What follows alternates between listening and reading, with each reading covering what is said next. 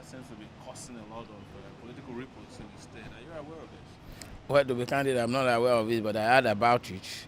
I cannot pretend not to have heard about it, but I saw a denial from a special assistant media just some few days ago on the same subject.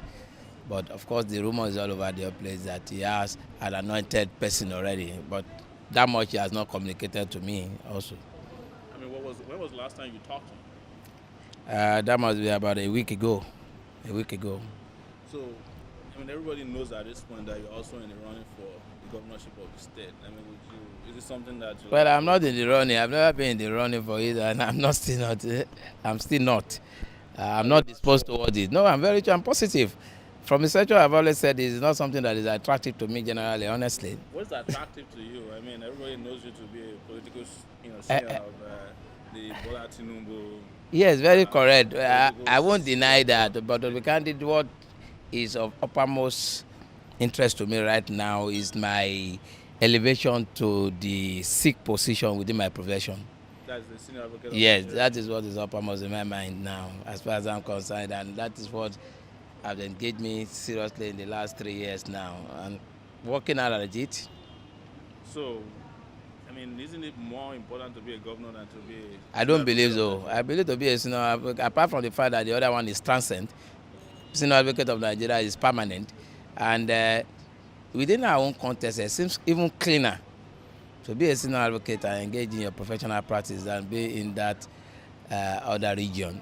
But would you say that you are known more as a political operative than as a lawyer? I mean, with due respect. Yes, if you are very correct, to be candid, because maybe, I served the state for 12 years running without a stop. So to a large extent, a lot of people seem not to even know me at all as a lawyer. In fact, at times when I appear in my regalia, I start wondering, so you are a lawyer? I'm a lawyer, particularly when I never really served in the Ministry of Justice. I served in the Ministry of Transportation and Environment, which has nothing substantially to do with law. So there is that confusion in that. And secondly, is the fact that I tell people in most instances that I'm a professional in politics, not a professional politician, because I continuously recognize the fact that I'm a lawyer. And even while I was in government, I continued to write and publish articles along that direction. If you recall that, even if you look at my pedigree, I was lecturing UNILA at the University of Lagos Faculty of Law before I even went into government. Did you go back? Not at all. I'm into full professional practice now. So would you think this is appropriate for, if it were to be true, you find out one day that the Senator Bola Tinubu has actually anointed a candidate to be governor? Would it be right in view of the fact that people feel that overbearing? Well, first and foremost, I would say that as national legal advisor of that party, there is a procedure for the emergence of candidates in the party, and that I will expect to be complied with. Honestly speaking, even if he does that, I will not quarrel with him, because I can also wake up tomorrow morning and anoint anybody I like. Anybody can anoint anybody, but the reality, but the reality is that there must be primary, through which the entire membership of the party determine who they want as their candidate. You can anoint from now till eternity. It doesn't necessarily mean that that person will ultimately emerge through the formal process of nomination.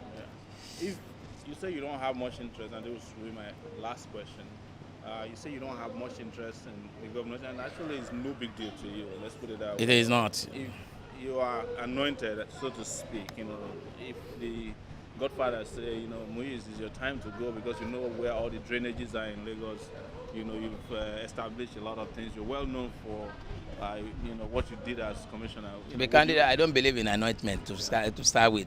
Even if I'm interested, I will be prepared to test my popularity within the fold of the party first. Okay. It's only because the truth of the matter is that one man cannot be a foreman. Yes. It is the party member that will go out ultimately to campaign for that candidate. So if they don't believe in that candidate from inception, they are not that popular, then it becomes extremely much more Herculean to achieve your target. But if you are generally endorsed by the greater membership, then you have no problem in the system. So I will rather prefer that I subject myself to the popularity test of the membership of the party rather than being anointed solely by an individual. one question that's unrelated to this, your profession, is that as a very, very conscious lawyer, somebody who also has some human rights deep pedigree, and perhaps an African person traditionally, what do you think about lawyers still wearing wig in Nigeria in 2004? Something that's a symbol of colonialism.